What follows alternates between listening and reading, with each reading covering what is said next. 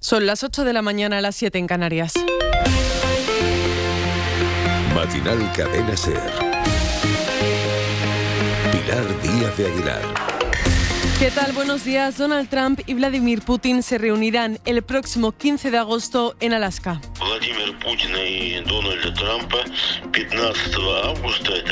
Lo ha anunciado el presidente de Estados Unidos en su red social y minutos después lo ha confirmado el asesor presidencial ruso, que también ha dicho que espera que haya un segundo encuentro, esta vez en Rusia, para el que Trump ya ha recibido la invitación. La reunión del próximo viernes, la primera entre Putin y un mandatario estadounidense desde 2021, se centrará en discutir las bases de un posible alto el fuego. Minutos antes del anuncio,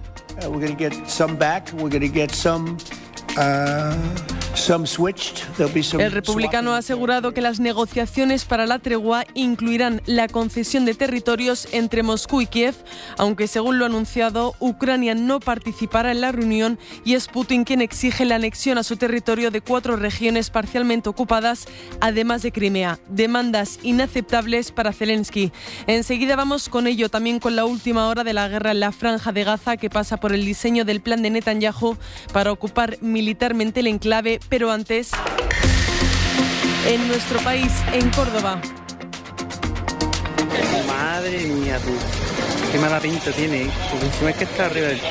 Los bomberos han trabajado durante la madrugada en el incendio de la mezquita, que se ha declarado pasadas las 9 de la noche y se ha dado por extinguido 1 hora y media después.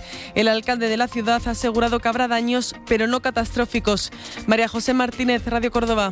Un retén de bomberos ha vigilado esta noche la zona afectada por el incendio en el monumento, que se inició por el cortocircuito de una barredora automática en una capilla de la nave de Almanzor. La ciudad aún está en estado de shock por ver cómo el humo y las llamas salían de la cubierta del templo. La rápida actuación de los bomberos, incluido una grúa, evitaron una catástrofe, así lo dijo anoche el alcalde de Córdoba, José María Bellido, y el obispo emérito, Demetrio Fernández. No va a ser una catástrofe, insisto, va a haber daño, un terrible en un bien que es patrimonio de la humanidad, pero el monumento está a salvo. De no haber actuado los bomberos tendríamos, qué sé yo, una catástrofe, como dice el señor alcalde. Ahora el Cabildo analiza los daños. En el interior, afortunadamente, no hubo heridos o atrapados, aunque un bombero tuvo que ser evacuado por inhalación de humo. Y en Ávila, la UME se ha sumado a los trabajos de extinción del incendio declarado en San Bartolomé de Pinares. El fuego ha obligado a evacuar 2 barrios y a parar la circulación de 7 trenes de media distancia. Más de 1.600 viajeros se han visto afectados. Última hora, Carmen Salamanqués. Así es, 2 batallones de intervención, uno de Torrejón y otro de León, se sumaban a las tareas de extinción en San Bartolomé de Pinares. El incendio continúa activo, pero no corre en peligro las zonas urbanizadas. La velocidad a la que se ha desarrollado se debe a 3 factores: la elevada temperatura, la escasa humedad y la disponibilidad de vegetación para arder, especialmente matorral y pasto. Por estos motivos, la Consejería de Medio Ambiente ha declarado la situación de alerta por riesgo meteorológico de incendios forestales en todo el territorio de Castilla y León para los días 9, 10, 11 y 12 de agosto. Añadimos a la portada el tiempo para este sábado, que vuelve a ser más de lo mismo, más calor por esta ola que la EMET ha vuelto a prolongar, esta vez hasta el jueves. Adrián Cordero, buenos días. Buenos días, continúa la ola de calor, hoy con ligeros ascensos de las temperaturas en el suroeste del país, un poquito más llevaderas en el Cantábrico Oriental, en general en el extremo norte. Aún así superaremos los 40 grados en muchos puntos de Andalucía, de Extremadura, de Castilla-La Mancha, de Madrid, también en puntos de Castilla y León, del Valle del Ebro y en el sur de Galicia. De momento, hoy, al margen de esta situación de altas temperaturas en el Mediterráneo, tanto en el Mediterráneo peninsular como en Baleares y también en el Cantábrico, aunque mañana en el Cantábrico las temperaturas se disparan. Y se disparan hoy ya, por cierto, también en Canarias. Atención a Gran Canaria, nivel rojo de aviso por máximas de más de 40 grados. Mañana en el archipiélago el aviso se extiende a Lanzarote, a Fuerteventura, también a Tenerife, nivel máximo por temperaturas que puntualmente pueden alcanzar los 44 grados. El domingo será en general uno de los peores días del episodio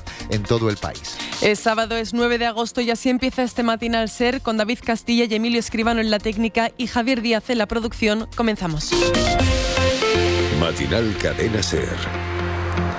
Ya se sabía que próximamente se iba a producir este encuentro. El asesor presidencial ruso había confirmado que Putin tenía la intención de reunirse con Trump la próxima semana para avanzar en las negociaciones. El lugar que sonaba para esta reunión era Emiratos Árabes. Finalmente será Alaska el 15 de agosto, 3 años y medio después del inicio de la invasión rusa. Es el anuncio que ha hecho Trump en su red social, un mensaje escueto en el que no aclara si habrá representación rusa o mediadores externos, tampoco si después se producirá la que era su intención, una conversación a 3 que incluya a Zelensky. Desde Estados Unidos informa Leire Santos. Donald Trump decía este viernes que la reunión sería pronto y en un lugar muy popular. Pues bien, ya tenemos confirmación de dónde y cuándo será. Putin y Trump se reunirán en Alaska el próximo viernes 15 de agosto. Trump se mostraba muy optimista ante la posibilidad de un alto el fuego. Decía, creo que tenemos una oportunidad. Esta noticia llega a la vez que el Wall Street Journal publica que el presidente ruso Vladimir Putin ha presentado esta semana a la administración Trump una propuesta para un alto el fuego en Ucrania. A cambio, Rusia exige grandes concesiones territoriales por parte de Kiev. Dice el Wall Street Journal que Rusia busca controlar gran parte del este de Ucrania. Donald Trump ha dicho en una rueda de prensa que un posible acuerdo de paz entre Moscú y Kiev probablemente incluiría algún intercambio de territorios. Minutos después, la confirmación ha llegado desde el Kremlin. El asesor presidencial ruso ha dicho que el encuentro se centrará en buscar una solución pacífica a largo plazo de lo que ha llamado crisis ucraniana. Una solución que, como ha mencionado Trump, incluye el intercambio de territorios, aunque es Rusia la que, como comentábamos, le ha exigido a Kiev la cesión de parte de su territorio. Javier Díaz, buenos días. Buenos días. El asesor Yuri Ushakov ha coincidido con Trump en su valoración de la reunión, algo muy esperado por todos, han dicho ambos. El ruso ha ido algo más allá y ha hablado de una posible segunda reunión, esta vez en Rusia. Y con la invitación oficial a Trump ya encima de la mesa. Ushakov ha acabado su declaración diciendo que los intereses económicos y políticos de Rusia y Estados Unidos se cruzan en el Ártico y en Alaska. Un lugar lógico para mantener una primera reunión entre presidentes, ha dicho el ruso, y sí que lo parece, teniendo en cuenta que las otras posibles ubicaciones, como Roma, hubiesen traído problemas a Putin, ya que la Corte Penal Internacional emitió en 2023 una orden de arresto contra él por su presunta participación en el secuestro de niños de Ucrania durante la guerra. Estados Unidos no es parte de la Corte, por lo que la reunión en Alaska evitará ese problema. El Kremlin no hace alusiones a esa orden de arresto internacional por el traslado forzoso de menores de Ucrania a Rusia, pero precisamente este viernes la ONG Save Ukraine, que está especializada en el rescate de niños en zonas de guerra, ha denunciado que Putin ha creado un catálogo digital de menores. El fundador denuncia que las autoridades prorrusas en la zona ocupada de Lugansk han publicado una revista digital en la que se ofrece la adopción de 300 niños. La organización lo describe como un catálogo de esclavos en el que se elimina cualquier rastro de su nacimiento en territorio ucraniano y los catalogan por ejemplo, el tono de sus ojos. Antonio Martín. Ucrania calcula que más de 19.000 niños y niñas han sido trasladados a la fuerza a Rusia o a Bielorrusia o que permanecen bajo custodia en las zonas ocupadas del este de Ucrania. En una de ellas, en Lugansk, las autoridades prorrusas han publicado un catálogo digital en donde se puede ver a niños y niñas clasificados por edad, género, color de ojos e incluso por rasgos de su personalidad para que los adopten familias rusas.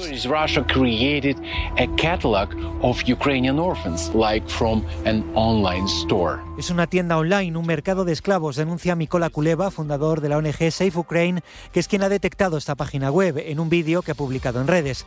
Kuleva resalta que a estos menores se les ha retirado además su documentación ucraniana para darles nuevos documentos rusos y que en muchos casos sus padres han sido asesinados o perseguidos desde el inicio de la invasión.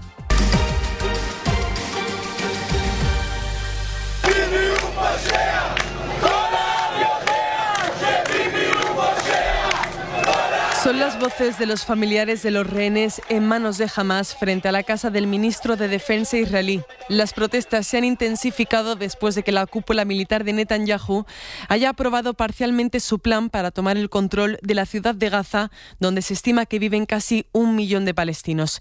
En las próximas horas se reúne de urgencia el Consejo de Seguridad de la ONU para discutir este plan que el gobierno israelí ya ha puesto en marcha. El jefe del Estado Mayor ha mantenido un encuentro con los oficiales civiles del Comando Sur, que engloba Gaza, para analizar los preparativos necesarios para la operación terrestre. Han movilizado ya a cientos de miles de reservistas. Miguel Flores, buenos días. Buenos días. Y Hamás ha advertido, es un crimen de guerra que supone sacrificar a los rehenes vivos. Eso es, Hamás ha dicho que el plan de Netanyahu podría sacrificar a los 20 rehenes israelíes que quedan vivos en Gaza, aunque en las últimas horas el grupo palestino ha vuelto a poner sobre la mesa un acuerdo total que ponga fin a la guerra y devuelva a los ciudadanos israelíes. Tras la petición de varios estados también, el Consejo de Seguridad de la ONU se reunirá hoy de urgencia en Nueva York para abordar el plan israelí de ocupar la totalidad de Gaza. Nuestro objetivo es impedir que Israel lleve a cabo esta peligrosa escalada, decía hace unas horas el representante palestino ante las Naciones Unidas. Mientras, el ejército israelí pone ya en marcha la operación, muy a pesar, de hecho, del propio jefe del Estado Mayor, que se ha opuesto hasta el último minuto a ocupar toda la franja de Gaza. La comunidad internacional ha condenado el último movimiento de Netanyahu. La Unión Europea le ha pedido que reconsidere su decisión. También Alemania, su principal apoyo entre los 27 y su segundo proveedor de armamento después de Estados Unidos. El canciller Friedrich Merz ha dado un paso más que era impredecible. Ha anunciado que va a dejar de venderle a Netanyahu equipos militares susceptibles de ser usados en la franja. Impredecible porque entre 2020 y 2024 el 30% de las armas que compró el gobierno israelí venían desde Berlín. Netanyahu ha llamado por teléfono al canciller para mostrarle su decepción. Desde Alemania informa Ana Barrena. Alemania detiene el envío de armas a Israel. Los planes de Netanyahu la noche del 7 de agosto han detonado la decisión. Las últimas acciones militares ponen en duda el alto al fuego y la liberación de los rehenes. Y estas siguen siendo las prioridades alemanas, en palabras de Merz. Alemania vela por la población de Gaza, una responsabilidad de Israel, que además ha de detener la anexión de Cisjordania. En su declaración no detalla el tipo de armas. Si el gobierno alemán va a detener todo envío de munición a Israel, sí el de aquellas que puedan ser utilizadas en la franja de Gaza. Un cambio de rumbo histórico. Alemania empezó a exportar armas en secreto a Israel 10 años antes del inicio de sus relaciones diplomáticas en 1965. Envío que aumentó el 7 de octubre de 2023. Desde entonces hasta mayo de 2025 superó los 485 millones de euros. La última vez que se extendió el permiso fue en octubre. Según Netanyahu, Alemania está validando a Hamás. Sus declaraciones tras una conversación con Merz posterior a la noticia. La crónica nacional se escribe a partir de la moción aprobada en Jumilla para vetar las celebraciones islámicas en centros deportivos municipales. La Dirección Nacional del PP ha guardado silencio este viernes después de defender su postura, utilizando como argumento que la moción no va dirigida a ninguna religión en concreto, a pesar de que las únicas fiestas que se han celebrado hasta ahora en ese polideportivo es la del final del Ramadán o la fiesta del Cordero, ambas musulmanas. La Dirección Nacional, como decimos, mantiene el silencio que no ha guardado el PP catalán. Juan Fernández asegura que el respeto hacia la moción es total. En España debemos tener un modelo y que ese modelo tiene que ser integrador. Y esto no es una crítica, sino totalmente un a favor de lo que se está produciendo en Jumilla, como estamos a favor de muchas decisiones que se están tomando en muchas comunidades autónomas y de muchos municipios de España, que es controlar sobre todo según qué celebraciones. Bueno, pues los populares hablan de que en España debe haber un modelo integrador, un argumento parecido al de la extrema derecha, que directamente le pide a los extranjeros que se integren en la cultura española. La en singular y cultura, la que ellos identifican en la cristiandad. Las instalaciones públicas, dice el líder de Vox en Murcia, en Televisión Española, son para eso, para defender las tradiciones de nuestro país. Nosotros queremos que las instalaciones públicas, el espacio público, sea para la defensa de nuestra cultura y de nuestra civilización. Así de sencillo y así de fácil. Y eso es lo que se ha salido adelante en el Ayuntamiento de Jumilla, que en un centro deportivo pues se practique el deporte. Nada más.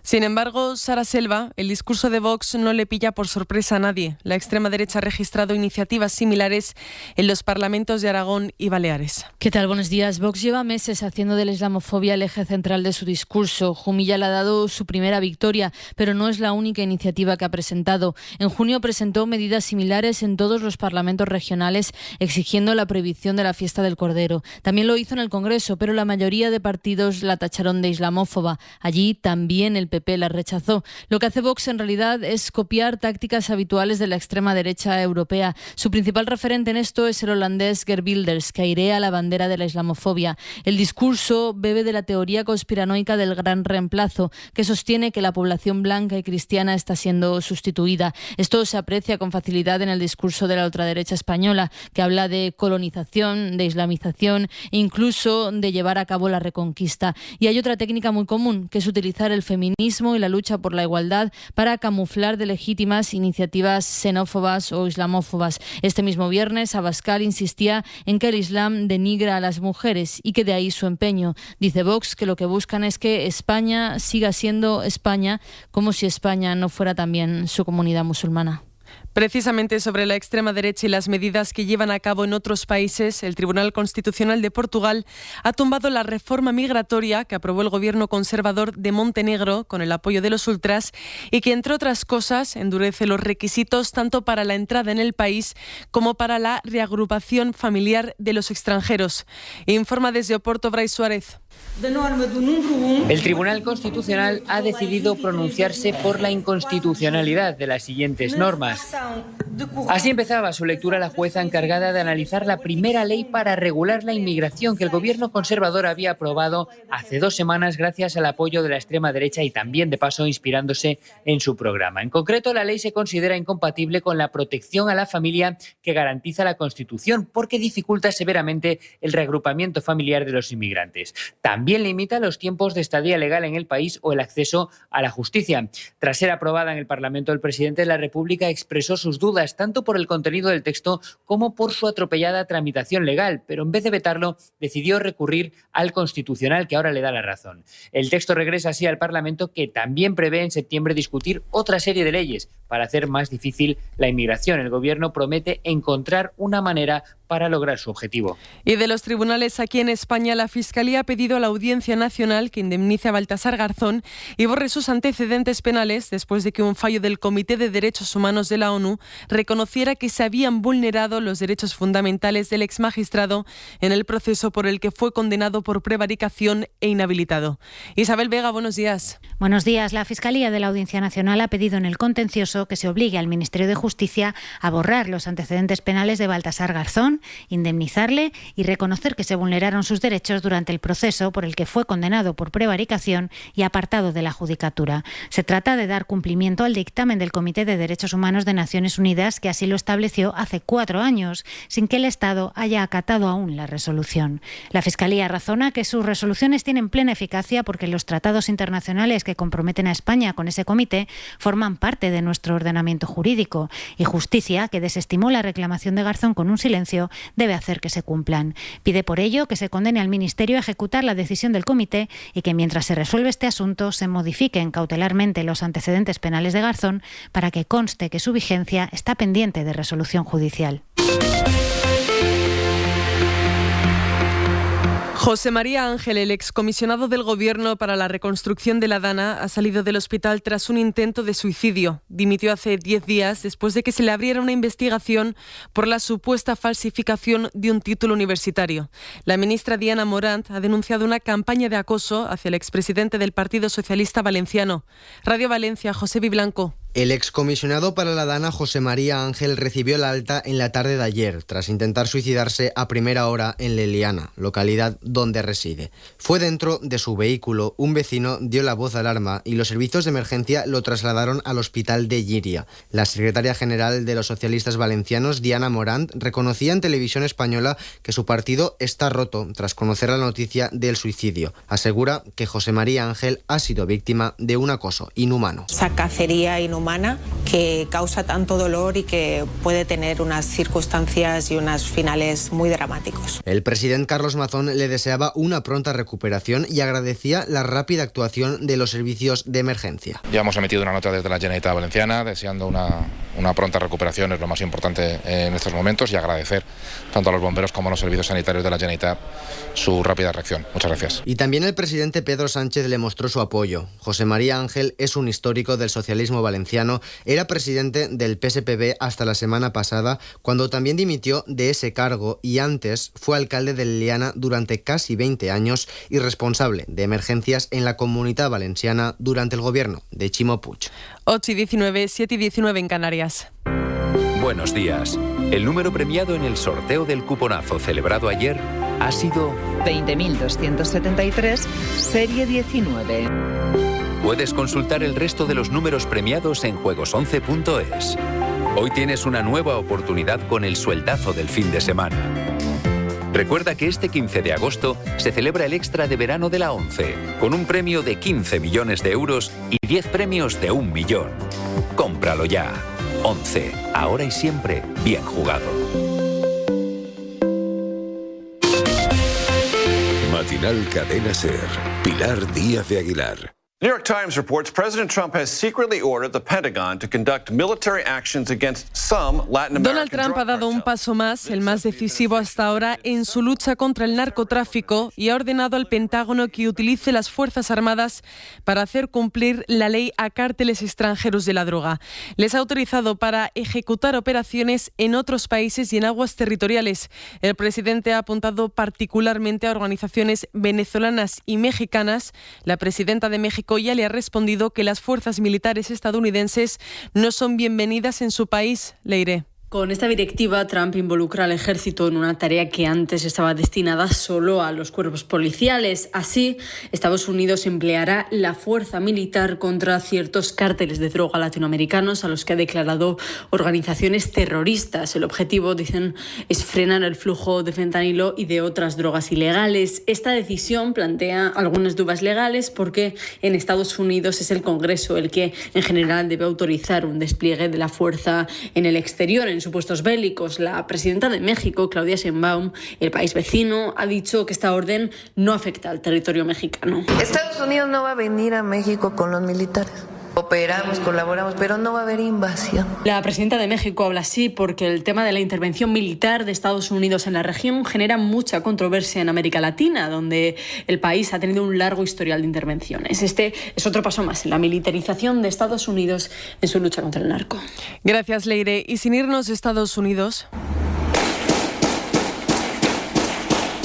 ha ocurrido esta madrugada. 2 personas han muerto en un tiroteo cerca de la Universidad de Atlanta. El autor y un policía que trataba de detenerle, Javi. El atacante ha empezado a disparar contra el Centro de Control y la Prevención de Enfermedades cerca del hospital universitario. Un grupo de policías de la zona ha intervenido y, según ha confirmado el alcalde de la ciudad, The shooter is deceased and we el tirador ha muerto y no hay civiles heridos. Eso sí, uno de los oficiales, tras ser trasladado al hospital, ha muerto y se siguen investigando ahora las posibles motivaciones del atacante.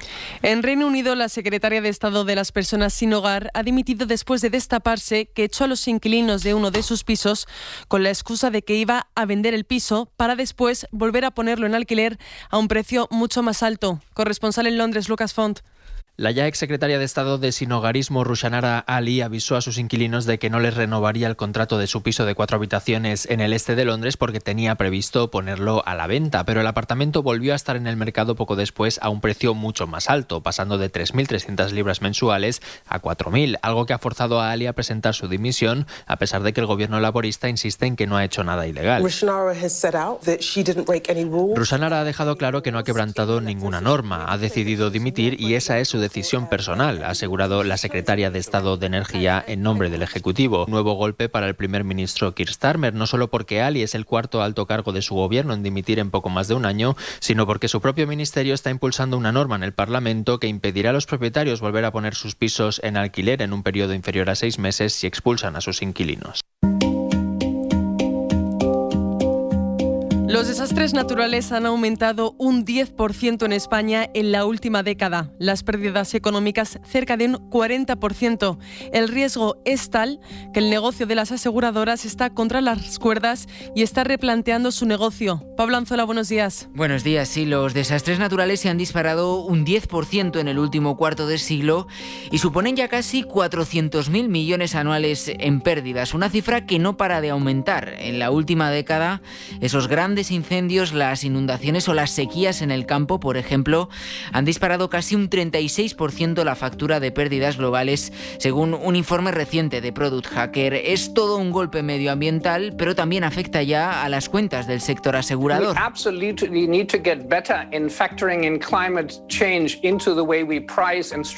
Algunas compañías, como la alemana Allianz, al que escuchamos es su CEO, ya han advertido de que todos estos riesgos están generando mayores costes que se tendrán que trasladar a los clientes. Un informe reciente de WWF recoge de hecho que las primas han subido entre un 30 y un 50% en las zonas de mayor riesgo climático y podrían casi duplicarse en las próximas 2 décadas. La amenaza podría ser sistémica para el sector. Muestra de ello es que el coste de los reaseguros, los que cubren precisamente a esas compañías aseguradoras, se han disparado un 40% desde 2017. Comentábamos en portada que estamos en plena ola de calor y que la EMET la ha alargado hasta el jueves. Si se cumplen las previsiones, será de las peores desde que hay registros. Los más vulnerables ante estas temperaturas de más de 40 grados son los bebés y los niños, y por eso los pediatras piden especial precaución. Información de María Manjabacas. Son los más vulnerables, su aparato respiratorio no está tan desarrollado, su temperatura aumenta rápido y como ellos no dan la información hay que estar atentos a los síntomas, que pueden ser mareos, aturdimientos, fiebre muy alta o convulsiones. Si los tienen, hay que actuar muy rápido, es un problema muy grave, lo dicen los pediatras, que también ven en hospital los golpes de calor por dejar a un niño en el coche. Clara Ferrero es pediatra de urgencias del Gregorio Marañón. Es fundamental, bajo ningún concepto, abandonar a un niño en el interior de un vehículo. Ni al sol ni a la sombra con las ventanillas abiertas. Los vehículos en los meses de verano adquieren unas temperaturas muy elevadas que pueden ocasionar golpes de calor fatales. Precisamente una pediatra ha abierto una petición en change.org para que los coches lleven un dispositivo de alerta antiabandono para que te avise antes de cerrar la puerta del coche. ChatGPT puede influir en nuestras opiniones. Es la conclusión de un estudio de la Universidad de Washington. 300 personas de ideologías diferentes participaron en esta prueba con distintas versiones de la inteligencia artificial, una neutral, otra más liberal y otra más conservadora. El resultado ha sido que los encuestados han acabado adoptando posturas políticas más parecidas a las de la IA. Marina Fernández. En cuestión de minutos, con solo una pequeña conversación con ChatGPT, tanto las personas de derechas como las de izquierdas cambiaron su opinión sobre determinados temas cuando interactuaron con modelos entrenados por los investigadores para tener posturas contrarias. Un resultado sorprendente y preocupante, como explica Gillian Fisher, la autora principal del estudio,